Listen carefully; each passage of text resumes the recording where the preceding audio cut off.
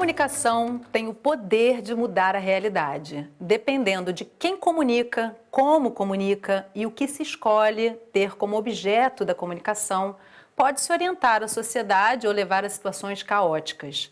Em tempos de redes sociais abertas a todo tipo de comunicação, inclusive as fake news, uma pandemia de desinformação. Esse é o cenário que confunde fatos e opiniões, ciência e posicionamento político.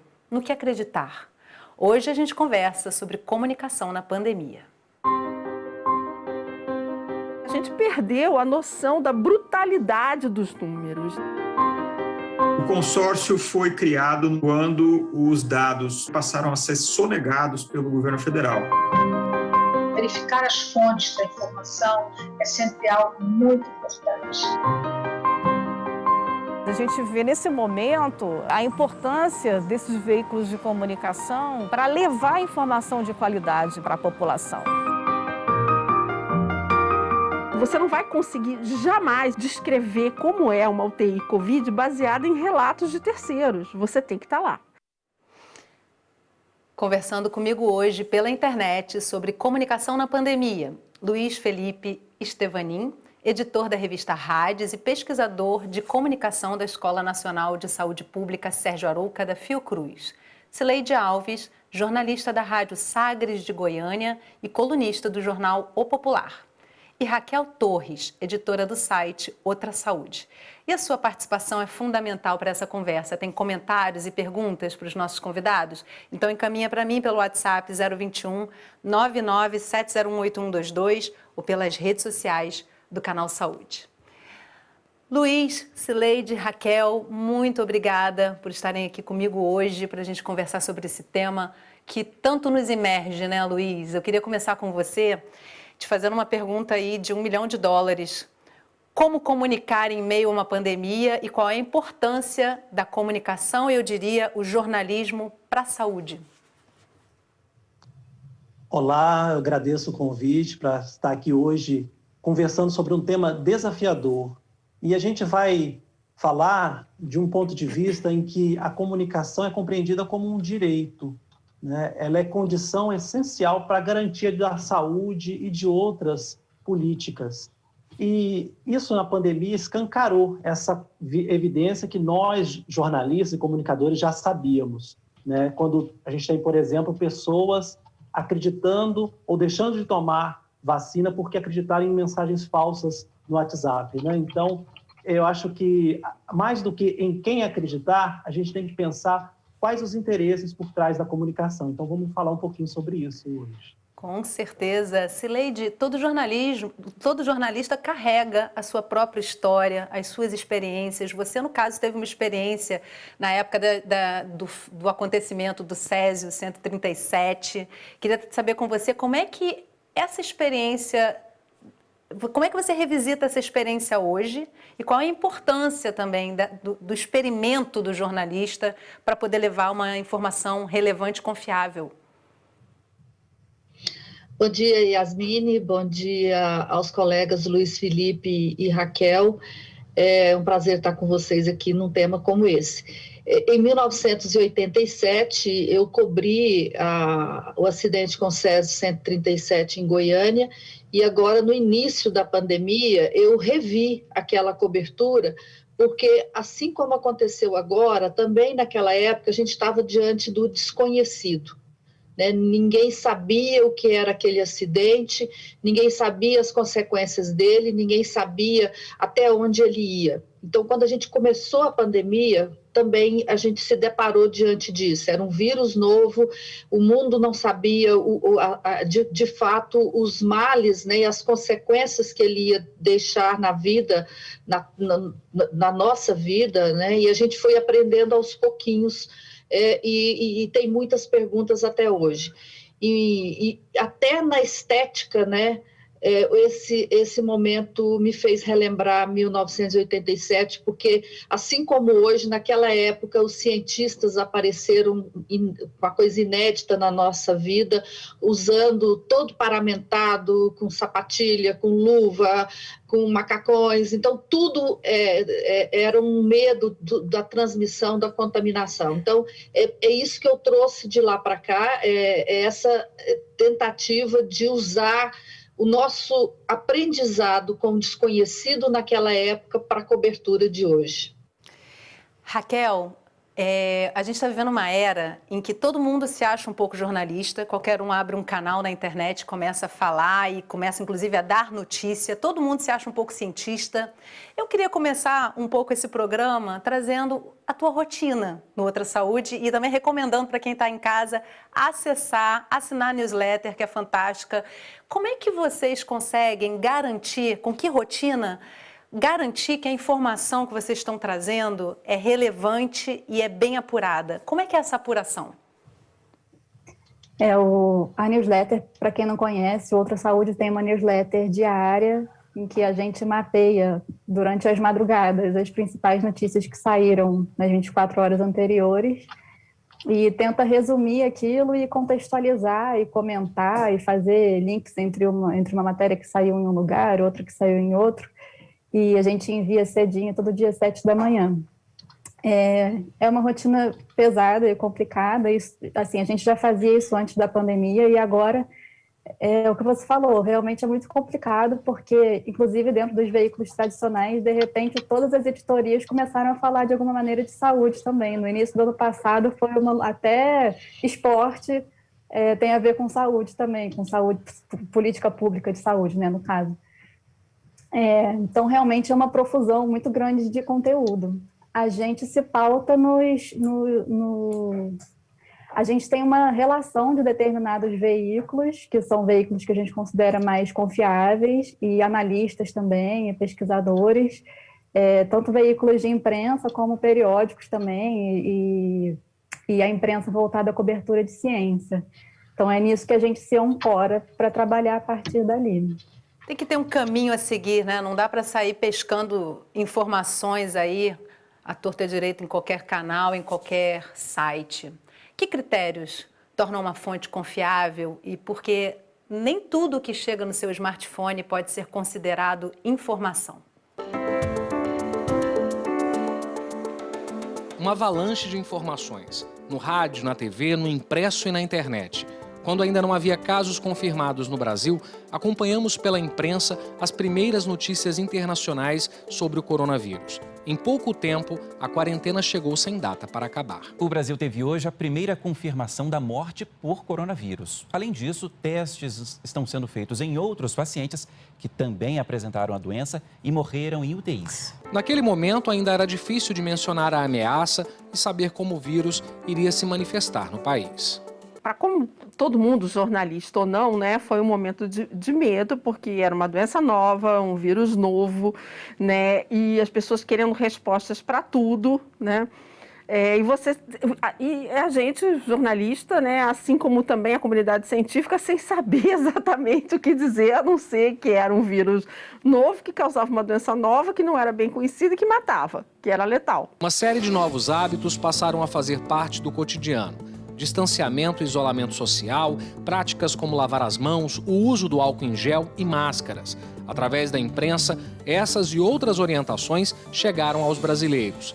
Logo ficou claro que a comunicação é um serviço essencial, de utilidade pública contra o novo coronavírus. A imprensa teve um papel importantíssimo na difusão de informação de qualidade nessa pandemia. E há estudos que mostram que nos locais onde tem mais confiança na imprensa, a pandemia foi menos grave. Porque a partir da imprensa profissional, a partir do jornalismo profissional, é que os cientistas conseguiram levar a sua mensagem de forma mais clara e mais eficaz. Mesmo com os cientistas e pesquisadores presentes o tempo todo nos veículos de comunicação, trabalhando para tirar dúvidas e prestar esclarecimentos, nas redes sociais e nos grupos de WhatsApp, vivemos uma onda de desinformação causada por fake news. E com tanto conteúdo sobre o mesmo assunto, a gente se pergunta, afinal de contas, no que acreditar. Que as redes sociais, elas deveriam, teoricamente, servir apenas para o bem comum. Mas nós sabemos que não é verdade. Quer dizer, qualquer coisa que nós digamos pode ser deturpada, deformada, no sentido de passar à opinião pública uma informação que confunde. Por isso é que verificar as fontes da informação é sempre algo muito importante. A mídia ter credibilidade é você informar um dado que você checou e que você sabe que é correto. E também você fazer uma curadoria nas suas próprias fontes. Você saber a quem você deve dar voz. E esse critério tem que ser objetivo. Não é baseado em simpatias ou em disponibilidade das fontes. É em credibilidade dessas fontes. Eu tenho certeza que certas pessoas, né, que hoje em dia viraram um problema por disseminar fake news, né, elas só tiveram essa repercussão porque a própria mídia deu voz para elas. Não deveria ter dado. Porque elas literalmente não tem roupa no armário para falar aquilo, não tem currículo para falar. Daniel Bramati é editor do Estadão Verifica, um núcleo de checagem do jornal Estado de São Paulo. Ele ressalta que o jornalismo respeita uma série de ritos e que é importante dizer que a notícia não precisa vir de um grande veículo, mas de um profissional que trabalhe com critérios. Para que os brasileiros tivessem acesso a informações que retratassem a pandemia do novo coronavírus da forma mais fiel possível, em junho do ano passado nasceu o Consórcio de Imprensa, que reúne jornalistas de diferentes veículos.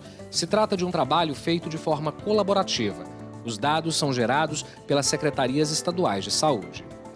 O consórcio foi criado num momento emergencial, quando os dados oficiais da pandemia passaram a ser sonegados pelo governo federal. O Ministério da Saúde, num primeiro momento, passou a divulgar os dados cada vez mais tarde e, em determinado momento, ameaçou simplesmente parar de divulgar os dados que mais refletem o problema da pandemia, que são os dados de mortes e de testes positivos, de casos confirmados.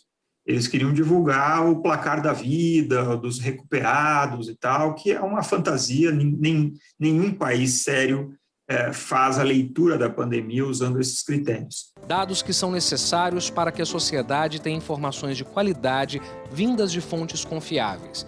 Fatos que narram e revelam histórias de famílias inteiras tocadas pela pandemia. Reportagens que ninguém gostaria de escrever. Só assim é possível enxergar os rostos por detrás dos números diários. Que a gente perdeu a noção da brutalidade dos números, né? A gente acha, por exemplo, 2.000 mortes é coisa demais, é um absurdo, é uma enormidade de gente morta. Só que quando você começa a ter 5.000, 10.000, 100.000, chega a 500 mil, você pensa, mas só 2.000? Gente, mas não são só 2.000. Quanto vale uma vida? Não são só 2.000 jamais, né, Cileide? E quanto vale uma vida, né? Cileide, eu queria trazer com você uma fala da Ana Lúcia Azevedo, em que é exatamente essa, né? Que a gente perde a noção da brutalidade. E, em contrapartida, a gente vive também uma demanda por jornalismo sensacionalista. Tem programas sensacionalistas. Quando começa uma situação como uma pandemia, o jornalista ali do jornalismo diário, da hard news, ele vive ali nesse limiar, em perceber o que é sensacionalismo e transmissão de pânico e o que é dar informação. E eu queria trazer com você como é que se percebe a dose certa ali para você informar sem gerar o pânico, fazendo somente o trabalho essencial que é do jornalismo. Eu acho que é sendo preciso e não exagerando, não enfeitando. Esse tipo de notícia, ele por si só, ele já é muito, digamos, sensacionalista, entre aspas. Quer dizer o seguinte, ele por si só ele já atrai a atenção das pessoas, porque ele está trazendo algo que chama a atenção das pessoas. Então, se a gente não florear, não adjetivar, não usar, ficar no substantivo, a gente consegue não fazer esse sensacionalismo.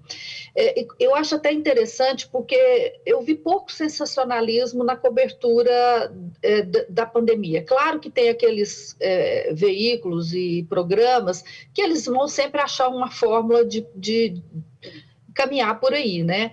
Mas, no geral, eu acho que a mídia conseguiu tratar desse assunto e acho até que foi importante, isso a gente ainda vai discutir nos fóruns de jornalismo lá para o futuro, né?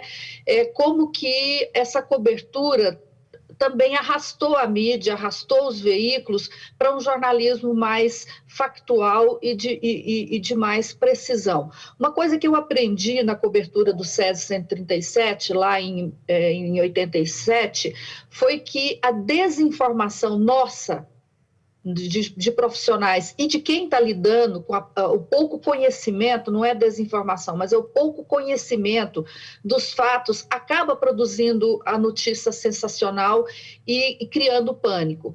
Então, eu me lembro, na época do Césio, por exemplo, se temia que uma chuva que caiu entre o domingo e a segunda-feira, o domingo que teve o campeonato de Fórmula 1, campeonato mundial de moto velocidade em Goiânia, e a segunda-feira em que foi descoberto o acidente e que havia tido uma chuva que se espalhou o Césio pela cidade toda. Isso foi dito, isso criou um pânico na cidade, criou um pânico no país. Na realidade, isso não acontecia, o Césio não espalhou pela chuva, né, no lençol freático de Goiânia. Então, essa informação, fruto do desconhecimento, é que provoca o pânico. Então, no caso de fatos como esse que a gente está vivendo, uma epidemia, eu acho que aí é o ponto de confusão e que cria esse pânico.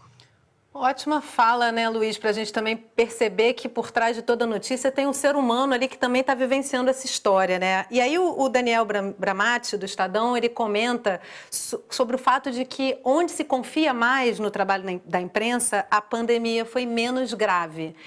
Aí eu quero refletir aqui com você nessa perspectiva de que havia uma crise de confiança com o jornalismo, não só no Brasil, mas no mundo todo. Se questionava o que se via na grande mídia.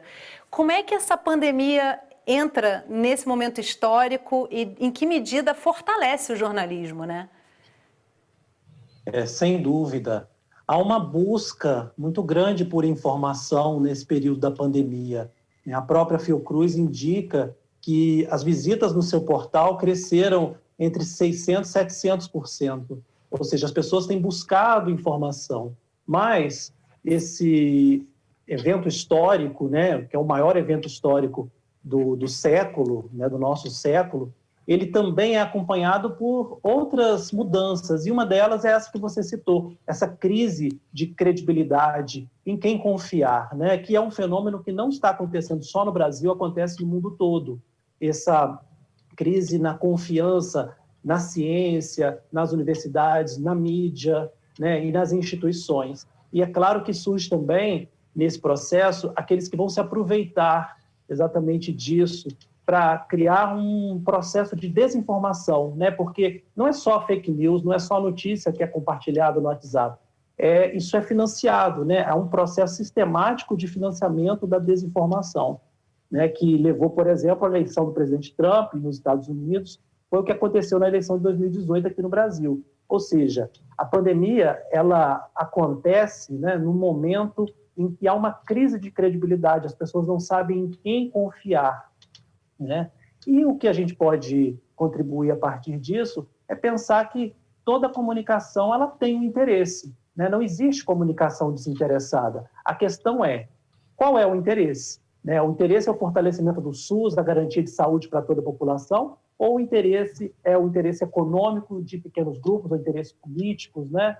E a gente pode pensar, por exemplo, qual foi a estratégia de comunicação do governo federal em relação à pandemia, né? O que se fez em relação dos dados que se ocultaram e dos dados que foi enfatizado? Há ali um interesse, né, de falar, por exemplo, das pessoas que foram curadas da Covid, algo que não existe para uma doença em que tem variantes e tem reinfecção. Então, é uma ilusão. Você esconde os números de mortos e fala-se em placar da vida, né? Ali uma tentativa deliberada de produzir desinformação por parte de uma política pública, né? Que não deveria acontecer. Raquel? Eu só queria completar comentando que existe uma situação delicada em relação a essa pandemia e a reconstrução da credibilidade da imprensa, que é o fato de que a gente está vivendo uma coisa que ainda é muito nova, né? A gente já está vivendo isso há mais de um ano, mas ainda assim é um vírus novo. E ao longo desses 16 meses já, acho que já são 16 meses, muita coisa foi mudando e as pessoas, de maneira geral, eu acho que ainda têm dificuldade de compreender que o conhecimento científico não é estático, né? Ele vai sendo construído, vão sendo feitas novas descobertas e uma coisa que você comunica num dia não necessariamente vai ser aquela verdade para sempre. Então, teve muita essa confusão em relação ao uso de máscaras, né? Tem gente que até hoje fica, porque a OMS dizia que não precisava usar máscara e agora precisa. Isso realmente é difícil de comunicar essas mudanças que acontecem e fazer as pessoas entenderem que é normal, não tem nada de errado, não é para confiar menos na ciência ou no jornalismo por causa disso. Simplesmente é assim que as coisas acontecem e a gente precisa seguir sempre as melhores recomendações, as melhores evidências que existem até aquele momento, né? Isso é uma questão delicada também, que é um pouco difícil, às vezes, de a gente conseguir trabalhar, né? Bom, quer comentar, Luiz? Eu vou trazer uma pergunta da audiência aqui, mas podemos ouvir teu comentário primeiro, vamos lá. Não, é isso que a Raquel falou, tem toda a razão, né? A gente se deparou com a ciência no cotidiano, né? Nós que somos da área da comunicação e saúde, estamos acostumados a lidar com o SUS, com a ciência, só que a própria imprensa se deparou com o fato de que fazer a ciência demora, tem o tempo, né? A ciência ela vai construindo a observação da realidade a partir de dados robustos, mas isso leva tempo. E a imprensa quer responder a um anseio que é legítimo da sociedade por respostas imediatas, né? Aquela resposta, tem vacina? Tem remédio? Então a população quer saber. E aí é um desafio esse momento. Grandes aprendizados ao longo desses últimos meses, né? E principalmente de valorização do SUS. Eu acho que é o ganho dessa pandemia, se é que se pode dizer que se ganha alguma coisa, mas sim, o SUS começou a ser percebido como algo vital para a nossa sociedade, né? Cileide, eu tenho uma pergunta aqui da Maria Barbosa via Instagram e não deixa de encaminhar também a sua participação para a gente. A Maria Barbosa pergunta o seguinte, se os dados do Ministério da Saúde são confiáveis. E aí eu vou contextualizar um pouquinho aqui a pergunta dela para a gente poder acrescentar o fato de que o consórcio de veículos de imprensa já tem um pouco mais de um ano, né? Ou seja, de lá para cá, como é que você, que trabalha com um veículo da mídia tradicional e grande mídia, como é que você percebe hoje a confiabilidade desses dados no site do Ministério? Eu acho que a criação do consórcio de imprensa foi muito importante para que, inclusive, o site do Ministério de Saúde tivesse mais estabilidade, né? Agora, é fato que a gente tem um problema que é a atualização desses dados em tempo real. A gente trabalha com a informação o tempo todo, ali diariamente, lida com isso, e a gente percebe que há atrasos ou que ocorrem alguns picos, assim, muitas vezes você percebe ou aumentou o número de casos ou subiu muito o número de mortes, mesmo que a gente trabalhe com a média móvel, e isso é o interessante, eu acho até que esse é um dos aprendizados que nós jornalistas estamos tendo nessa pandemia, aprender a lidar com números, né? Jornalista tem uma dificuldade com números, quer dizer, isso tem mudado muito, mas ainda assim eu acho que isso é interessante, mas assim, a gente, mesmo que tenha essa média móvel de mortos e de casos, a gente percebe claramente essas variações por dificuldade dos municípios de fazerem a atualização. Muitas vezes eu pego um dado, vejo uma informação do município aqui do estado que não bate com a informação do Ministério da Saúde ou mesmo do site da Secretaria de Saúde, que é o que a gente também acompanha para e passo. E muitas vezes é isso, aí você ouve a informação, não, o sistema do Ministério da Saúde saiu do ar, ele está com problema para a gente alimentar o DataSUS. Então, tem essa dificuldade. Eu acho que um pouco mais é disso, assim, e na vacinação, e eu confio mais nos dados de registro de casos e morte, eu acho que é mais eficiente do que o da vacinação.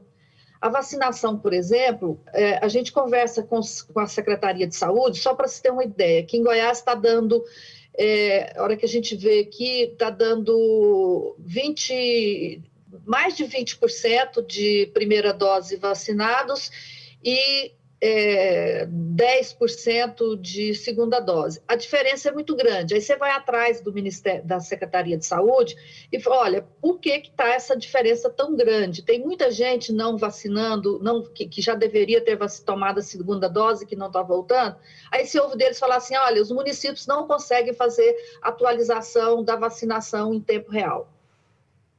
Isso é muito comum. Alguns municípios aqui, depois que a gente cobrou, eles compraram tablets para que o profissional que faz a vacinação atualize lá no posto de saúde que ele está fazendo aquela vacinação. Mas a grande maioria não tem. Então, quando eu vejo esses dados do Brasil de vacinação, eu penso que há esse delay aí de registro. É muito de registro do que efetivamente de vacinação. Porque no começo ainda fazia um certo sentido, desvio de vacina, muita gente querendo furar a fila. Hoje, como já avançou muito naqueles grupos prioritários, eu acho que, não estou dizendo que não tenha, mas que a necessidade de fazer essa fraude ela é um pouco menor agora. Então, eu acho que o problema maior que eu percebo é nisso, entre a ponta, o fato acontecido no município e esse dado entrar lá na outra ponta, que é no site do Ministério da Saúde. Eu acho que aquela fase de boicote aos números que teve no começo da pandemia, me parece que ela não ocorre mais. E acho que isso, se está assim, deve-se muito a esse consórcio que tem os dados. Seria até falta de bom senso se o Ministério fosse querer falsear os dados, sendo que há essas informações de forma pública em outra fonte. E aí a gente percebe aí também que o profissional de saúde, nesse momento, ele também é uma fonte importante de informação, né? Ou seja, a gente precisa lidar aí com o tamanho desse evento, que é uma pandemia, salvando vidas e, ao mesmo tempo, levando informação para quem precisa e quer saber mais sobre a pandemia. Vamos fazer um intervalo rapidinho e no próximo bloco, quais são as suas fontes de informação? A gente vai mostrar por que o bom jornalismo nunca perde a relevância. Não sai daí que o intervalo é bem rapidinho, a gente volta já.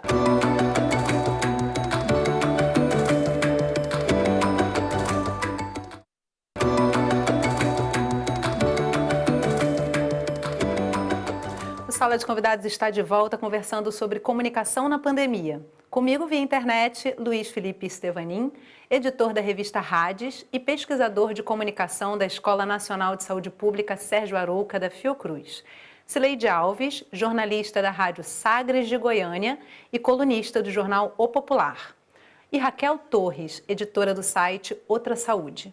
Você que ainda não participou do programa no primeiro bloco, ainda dá tempo. Manda suas perguntas e seus comentários para a gente. Eu recebo e compartilho com os nossos convidados e você pode encaminhar pelo WhatsApp 021 997018122 ou pelas redes sociais do Canal Saúde. Como reconhecer uma fonte confiável? A repórter Ana Lúcia Azevedo conta pra gente os caminhos que ela percorre para as apurações sobre a pandemia. Entre um texto e outro, conseguimos um espaço na agenda da Ana Lúcia. Já são mais de 30 anos de jornalismo e muita experiência na bagagem. O trabalho dela nos últimos tempos ficou ainda mais intenso. Hoje ela está em casa, mas desde o início da pandemia, ela faz questão de ir em busca da notícia no lugar onde o repórter mais gosta de estar, na rua. Você não vai conseguir jamais, eu falo isso por experiência própria, descrever como é uma UTI Covid baseada em relatos de terceiros. Você tem que estar lá. Você não vai nunca descrever o horror que é ficar internado numa cadeira e numa fila de atendimento esperando ser internado se você não estiver lá. Nesses casos, além de todos os cuidados, ela pede uma autorização da unidade de saúde e vai acompanhada de um fotógrafo. Ana conta que se preocupa em preservar os pacientes que estão internados e que só mostra o rosto, por exemplo, se tiver a permissão da pessoa. Nós somos a ponte, o olho, né, da sociedade, dentro, por exemplo, de unidades de saúde que tratam Covid. Você tem, obviamente, a gente viu no início da pandemia, então, muitos vídeos, fotos feitas por profissionais de saúde, por pacientes, né? Cara, óbvio que eles têm a visão deles, têm o papel deles, só que eles também têm o próprio viés pessoal. Um profissional de saúde pensa como profissional de saúde, o paciente vai pensar como paciente, família de paciente vai pensar como família de paciente. A visão que a gente precisa dar é uma visão total, é uma visão neutra. E esse é o nosso papel. Ana, nesse período que a gente está aqui, eu estou notando que seu WhatsApp está o tempo todo ali te chamando. Tem algum momento de parar o trabalho ou não? Não existe esse momento para você? A gente tem uma relação intensa, né, o tempo inteiro com fontes. Eles vão procurar em horários tenebrosos, então não tem sexta-feira à noite, não tem feriado, sabe? Não tem horário. E existem algumas leituras diárias que são obrigatórias. Entre elas, o Monitora Covid e o boletim epidemiológico emitido pela Fiocruz. Eu sempre estou olhando os dados da Fiocruz e sempre estou procurando ali os detalhes, sabe? Eu gosto muito de ir nos detalhes, então estou sempre olhando. E é para a fonte de informações da Ana Lúcia que a gente vai agora, aqui para a Fiocruz. É bem do lado do Castelo Mourisco que me encontro com a Elisa, coordenadora geral de comunicação da instituição. Ela conta que toda a equipe está trabalhando remotamente. Só no Rio de Janeiro são cerca de 20 jornalistas, divididos em assessoria de imprensa, comunicação interna e redes sociais. A gente está lidando com várias frentes de trabalho, né? Na Fiocruz, além da questão da vacina, né, que está no epicentro da epidemia, da pandemia hoje no Brasil, a gente também tem um boletim informativo semanal que trata da hospitalização dos pacientes, de como a doença está distribuída no Brasil, né, os riscos. E houve também um grande crescimento das redes sociais, as pessoas também têm buscado muito o site da instituição, né, Elisa? As redes sociais da Fiocruz cresceram mais de 1000% desde o início da pandemia até agora. O Facebook tinha menos de 200 mil seguidores há um ano e meio atrás, hoje tem mais de 1 milhão. O portal e as redes sociais são as duas bases de informação da Fiocruz. Então, além das pessoas acessarem, né, esses locais, a gente usa as informações publicadas no portal e na agência Fiocruz nas redes sociais. Elisa ressalta que uma outra estratégia adotada foi a escolha de porta-vozes da instituição para atender toda a imprensa. A gente trabalha com porta-vozes, né? A gente escolhe assim, porta-voz de vacina. Não é todo mundo que é porta-voz institucional, da instituição. Uma coisa é um pesquisador falar sobre a sua pesquisa, a outra coisa é alguém falar em nome da Fiocruz. Elisa diz que atualmente a imprensa tem buscado informações sobre vacina, o contrato, quando ele foi assinado e se teremos o IFA, ingrediente farmacêutico ativo, essencial para a produção dos imunizantes 100% nacional. O importante é informar a população da forma mais simples e rápida possível. A imprensa é uma grande parceira da Fiocruz, sempre foi, né? Mas a gente vê, nesse momento, a importância desses veículos de comunicação para levar informação de qualidade para a população. E a mídia tem esse papel de tornar numa linguagem absolutamente compreensível conceitos altamente complexos dessa pandemia, mas que são imprescindíveis para que as pessoas se mantenham seguras. Então, acho que eu fico bastante feliz de prestar esse serviço. É uma sensação muito boa, na verdade. Luiz, eu quero retomar essa conversa falando um pouquinho da comunicação pública, a importância de veículos como a Rádios, como o Canal Saúde, como um canal público de TV, qual a importância que se tem, principalmente nesse momento, para colocar a informação acima de interesses econômicos, dentro do possível, se é que isso é plenamente possível? Exatamente. A gente trabalha com esse conceito de comunicação pública, que não é sinônimo de comunicação governamental, ou seja, não é a comunicação com intencionalidade de divulgar os atos do governo que vai mudar no processo democrático, né? A comunicação pública, ela tem como perspectiva a valorização da cidadania, a garantia dos direitos, né? Então, nós, no programa Rádios, né, que é uma revista e tem iniciativas da internet, a finalidade é exatamente fortalecer a cidadania e o direito à comunicação, né? E nessa perspectiva da comunicação pública, a Fiocruz tem uma política de comunicação que foi construída com participação dos seus trabalhadores em 2016. E eu acho que pautou muito a condução da instituição durante a pandemia. E um dos princípios da comunicação pública é a transparência, né? Tornar transparentes as informações.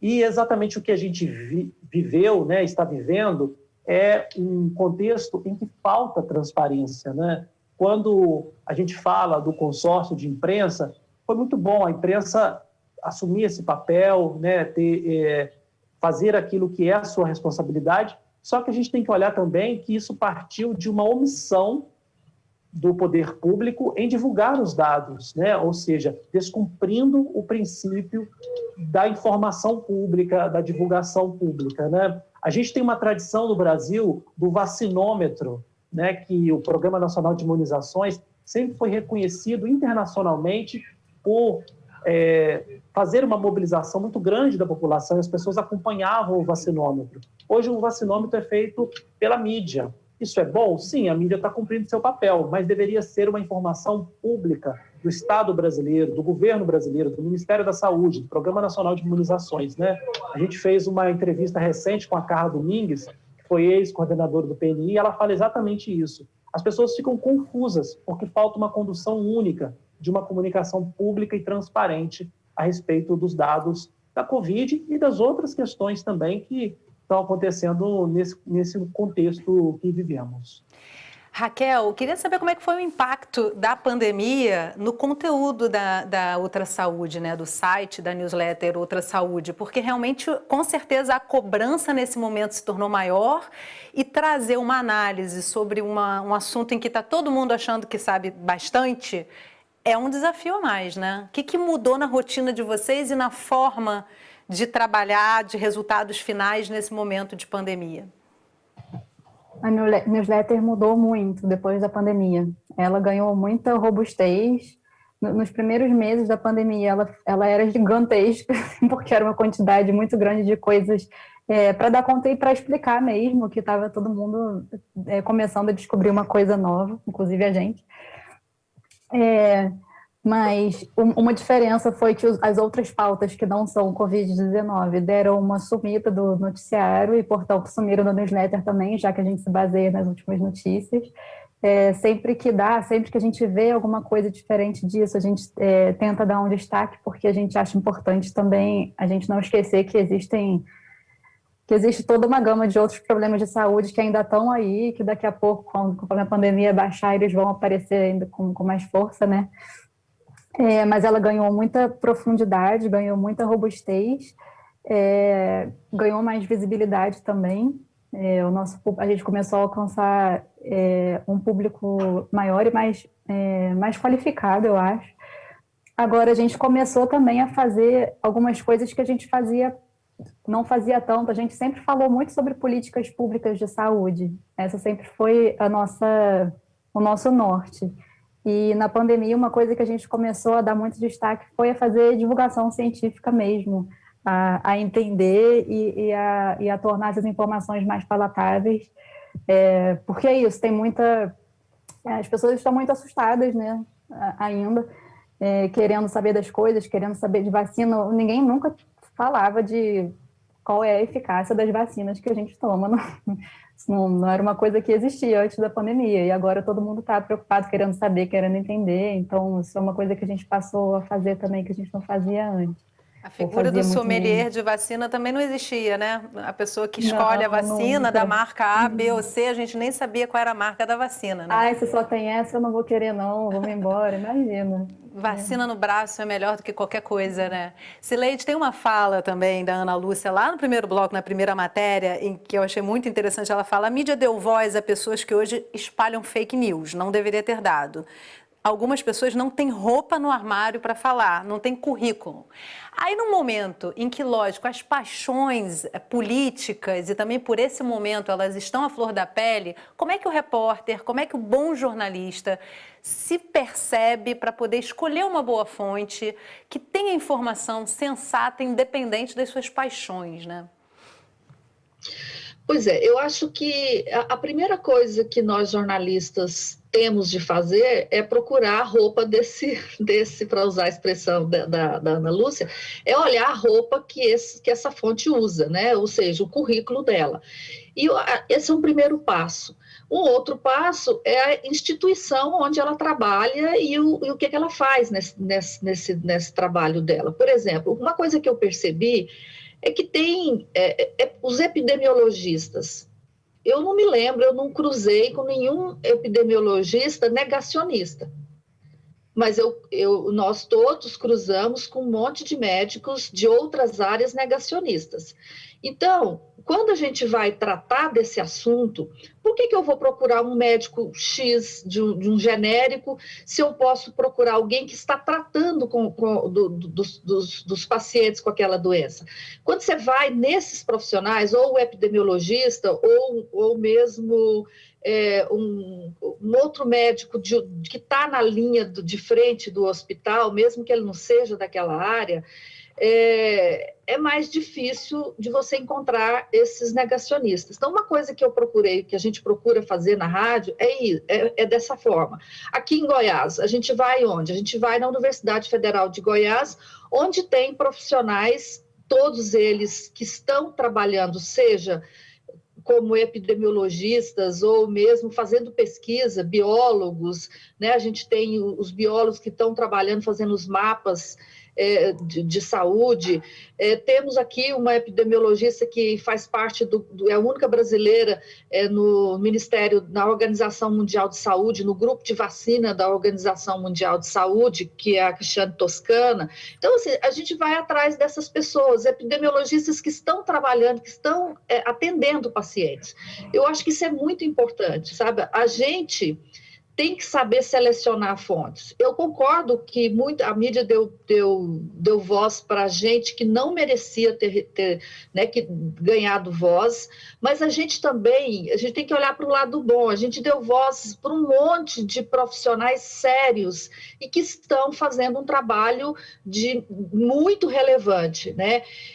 Citar o caso aqui, nós redescobrimos o Gonzaga Vecinos, né, que foi presidente da Anvisa, e que tem o que dizer, que tem o que nos contar, e um monte de outros, não dá para fazer a lista aqui desses profissionais. E aí, só para entrar um pouco no tema anterior da saúde pública, né, quando eu vejo o Luiz Felipe falando da necessidade, da importância da comunicação, da informação de saúde pública, né, informação pública mesmo, que difere da informação de governo, eu me lembro aqui de uma entrevista do Gonzaga Vecinos, recente, né, em que ele dizia o seguinte: olha, essa grande diferença entre o número de pessoas vacinadas com a primeira dose e o número de pessoas vacinadas com a segunda dose é falta de comunicação. Né? Quer dizer, aquelas campanhas que eu cresci ouvindo na minha infância sobre as vacinas, a importância das vacinas, e depois os meus filhos também acostumaram a ver o Zé Gotinha, né? Isso tinha que estar muito difundido hoje na comunicação pública, que não é feita, não as notícias que aí vocês, a Rádios, a Fiocruz e outras instituições de informação pública fazem, mas na comunicação, na propaganda pública, né, de interesse público, que era o que o Ministério da Saúde devia estar fazendo e não está fazendo. Então, olha que você olha para essa diferença entre vacinados de primeira dose e vacinados de segunda dose, fica nítida a falta que faz a boa comunicação pública. Com certeza, Cileide. Luiz, uma coisa importante também para a gente refletir é com relação à desinformação, percepção do processo de desinformação. Como é que se encaminha esse processo para uma correção, né? Porque nesse momento a gente tem, paralelo aí a uma vontade de informar, um processo de desinformação pela internet, constante, né? Você citou a palavra certa, né? Porque geralmente a gente fala em fake news, que é aquela notícia que a pessoa compartilha no WhatsApp, né? O tio que compartilhou uma notícia falsa. Só que é mais do que aquela pessoa, né? A gente não pode culpar o usuário. A gente tem que entender que há um processo sistemático de desinformação, né? Isso começa antes da pandemia, né? A comunicação digital representou uma mudança muito profunda nas relações de comunicação, né? Com a chegada dessas plataformas, né? Que é Google, Facebook, YouTube, são poucas plataformas que concentram a circulação das notícias, das informações, né? Nessas plataformas digitais. E o que a gente tem que entender é que há uma intencionalidade por trás da desinformação. Aquela notícia que vai chegar no tio do WhatsApp, ela foi espalhada por alguém, né? A gente teve notícias, informações sobre o disparo em massa de mensagens nas eleições, e é claro que aqui, nesse contexto da pandemia, isso foi exponenciado, né? Cresceu numa proporção muito grande, que é exatamente para desacreditar as vacinas. Quando há essa informação de que a vacina tem um chip, né, ou de que a vacina tal é melhor do que a outra, isso representa tanto uma omissão por parte do Estado, né, de dizer, porque a gente nunca se importou com a marca de vacina, é igual aquela pessoa que está despencando do abismo, quer saber qual é a marca do paraquedas, né? Quer saber quem que está vindo salvar, você quer ser salvo, né, independente de qual marca de vacina. Então, houve há uma tentativa sistemática, né, intencional e muito bem financiada de desinformação. É sobre isso que a gente tem que falar. E, claro, assim, pensando em saídas, para a gente também não ficar só numa leitura pessimista, a gente tem que construir, e a mídia tem um papel, as universidades, a Fiocruz, as instituições, né, do SUS, de pesquisa, de modo geral, de fazer uma educação crítica para a mídia, né? As pessoas compreenderem o que estão lendo, porque geralmente há um olhar muito pouco crítico para aquilo que você recebe e acaba reforçando as suas convicções, né? As suas paixões. Eu já tenho medo de vacinar, então se eu recebo uma mensagem dizendo que vacina tem um chip, aí é que eu não vou me vacinar mesmo, que é o caso de muita gente não está indo tomar a segunda dose, né? O que está acontecendo agora. Raquel. Eu ia comentar justamente sobre esse último ponto que ele levantou. Eu levantei minha mão para falar antes de ele falar da necessidade de educação, porque é muito importante o trabalho que a gente faz de oferecer informação contra a desinformação, né? Mas quando a gente entra nos sites das agências de checagem, é um volume de checagem que você tem que fazer. Assim, é uma necessidade de apagar incêndio, mas ao mesmo tempo o fogo nunca vai apagar por completo. Tem um trabalho que é mais de longo prazo, que é as pessoas precisam realmente entender quando que elas têm que desconfiar de uma informação, onde que elas podem checar se aquilo é verdade ou que não é, quais são os sinais porque para quem está acostumado está meio na cara o que é fake news e o que não é. Tem vários sinais, né? Mas é muito importante que as pessoas sejam educadas para ter esse olhar, né? Luiz, quer comentar? Eu queria, na verdade, fazer um complemento sobre a questão da comunicação pública, que eu acho que está sendo um aprendizado para nós, para todos nós que somos comunicadores, jornalistas, mas para a comunicação pública em particular, que é perceber, dar voz, né, aos trabalhadores da saúde, aos trabalhadores do SUS. Essa foi uma marca muito importante, né, da cobertura em relação à pandemia, né? Eu acho que a gente foi aprendendo a desenvolver um olhar de empatia por essas pessoas que estão na linha de frente, né? Então, é muito importante pensar na vocalização, em dar voz, né, aos trabalhadores e trabalhadoras do SUS e também aos grupos mais vulneráveis, né, que estão sendo mais impactados pela pandemia, né? Quando o Pedro Alau, lá na CPI, coloca o dado que foi censurado pelo Ministério da Saúde, de que a pandemia atingiu mais os pobres e os indígenas e os negros, dar voz a essas pessoas, perceber essa realidade, é papel da comunicação nesse contexto, né? Esse olhar da empatia. E eu acho que ele contribui contra esse movimento de desinformação. Com certeza, e assim temos trabalhado. Aqui no Canal Saúde, vejo muito na rádio também, bastante reportagens sobre esses temas, né, Luiz? Super importante dar voz a essas populações. Cileide. Ouvindo aí o Luiz Felipe falando sobre dar voz, especialmente aos profissionais de saúde, eu acho que um dos méritos, né, um dos legados, melhor dizendo, positivos dessa cobertura foi a redescoberta do SUS. Eu já ouvi alguma coisa do tipo, aquilo que uma coisa só é óbvia se ela é dita, né? E eu acho que a gente ficou muitos anos mostrando, nós da comunicação, ficamos muitos anos mostrando os problemas do SUS, todos os problemas, a superlotação, não tem leito, as pessoas na fila, mas a gente não dizia o que se fazia, mas a gente estava focado naquilo que não era feito. Não estou falando que era errado, porque a gente estava fazendo isso, dando voz a essas populações que estavam lá precisando do atendimento e não estavam conseguindo. Eu acho que com o SUS, com a pandemia, a gente acabou iluminando, trazendo ao público aquilo que era feito dentro do SUS e que ninguém sabia. E aí, o óbvio foi dito, o SUS é muito importante. Esse é uma das grandes riquezas que o Brasil tem, né? Assim, se a gente perdeu mais de 500 mil pessoas, imagina quantas nós teríamos perdido sem o SUS, com esses milhares de pobres, negros, indígenas, chegando mais, né, aos locais de atendimento e não conseguindo atendimento, porque os ricos, eles iam ser atendidos e eles iam se salvar na mesma proporção que eles estão se salvando hoje, que é mais do que essas outras faixas aí da sociedade. Então, eu acho que esse é o legado positivo, o Brasil conheceu o SUS, o Brasil hoje admira o SUS. E eu acho isso muito legal, que eu sempre tive inveja de ver os ingleses falando de boca cheia do NHS, que é o SUS de lá, né? Eu acho que agora nós vamos passar a fazer o mesmo que os ingleses fazem com o nosso SUS.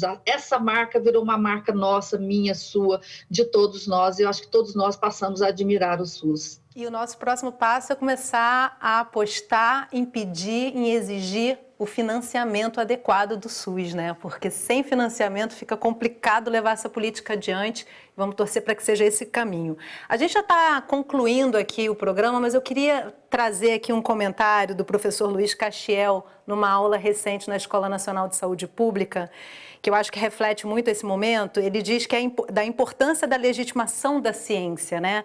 O negacionismo usa táticas persuasivas de negação com aparência de argumento articulado e debate legítimo. Eu queria uma rodada muito breve, com uma fala rápida de cada um de vocês, sobre qual é o papel da comunicação para legitimar o que é coerente, o que é correto e o que já está mais do que comprovado. Começo com você, Cileide.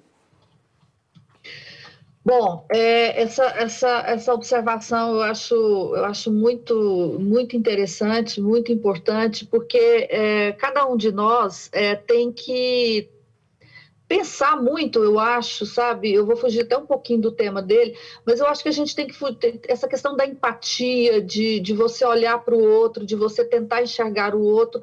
Eu acho que a gente começou a fazer isso agora, né? E eu acho que a comunicação, a informação, ela teve esse papel de criar um pouco mais de empatia nas pessoas. Nós estamos numa época em que está todo mundo, em que prevalece um discurso de antipatia, né, um discurso de matar o outro, de esconder o outro, e eu acho que nesse momento nós da mídia, a gente tem essa capacidade, a cobertura que a gente está fazendo é muito de dar espaço para esse outro, né? A dor do outro. A gente está vendo, né? Aquela música que sempre foi citada por nós jornalistas, que é do Chico Buarque de Holanda, A Minha Dor Não Sai no Jornal, alguma coisa assim. Eu acho que hoje a gente está vendo essa dor sair no jornal. Então, eu fujo um pouco da fala do Castiel, mas eu acho que isso é importante nessa mensagem final, a gente trazer isso. Eu acho que essa cobertura, nós tivemos esse papel e eu me orgulho muito. E nessa cobertura da pandemia, eu fiquei feliz de ser jornalista. Eu já era feliz, eu acho que a gente já tem um papel, mas agora sim eu senti o que é o papel e qual é a importância do trabalho que a gente faz. Que bom que temos, né, a imprensa, que temos a imprensa profissional, seja ela pública ou privada, que faz esse trabalho. Raquel. Não, eu acho fundamental a comunicação tem o papel de não só de apresentar os fatos puramente, mas de interpretar os fatos, de contextualizar os fatos e fazer com que as pessoas, ajudar as pessoas a interpretar a realidade, a interpretar esses fatos, né? E agora, nesse momento em que a gente está vivendo, em que a gente não tem no poder público, na comunicação vinda lá do Ministério da Saúde do governo federal, alguém que faça esse trabalho de uma comunicação sobre os riscos da pandemia, sobre como as pessoas deveriam agir, se prevenir e tal, a comunicação, nos meios de comunicação acabam pegando esse papel que deveria essa lacuna que é deixada, né, pelo governo federal e tem sido de extrema relevância. Luiz? Eu acho que nós somos levados a recuperar o espírito da comunicação, que é tornar comum, né? Eu acho que a gente tem realmente que buscar um diálogo, né? Ouvir mais do que falar, né? A gente tem essa prática de, na pressão das informações, a gente quer logo ter a notícia pronta, factual, só que a gente também tem que parar um pouquinho para escutar os profissionais de saúde, escutar os trabalhadores do SUS, escutar as pessoas que estão vivendo, sentindo, além da pandemia, a fome, né, a insegurança alimentar, uma série de outras questões que estão acontecendo na questão ambiental, né? Além da pandemia, a gente está vendo uma enxurrada de outras coisas. Então, nós temos que estar atentos, né? Quais são os impactos da Covid para além da Covid? E eu acho que esse é o caminho, tanto da comunicação da mídia, quanto da comunicação pública, das instituições como a Fiocruz, né? E entender que a pandemia ela escancarou as desigualdades e escancarou também a necessidade de políticas de comunicação com um caráter democrático. Muito obrigada, gente, a cada um de vocês pela participação dessa conversa de hoje. Luiz, Cileide, Raquel, e sigamos comunicando, porque é o único caminho. Vivemos e precisamos da comunicação. E obrigada a você que acompanhou o programa de hoje. Se quiser rever, baixar ou compartilhar essa conversa, entra lá no site do Canal Saúde. Você encontra um acervo com toda a nossa programação. A gente se vê na próxima semana. Até lá!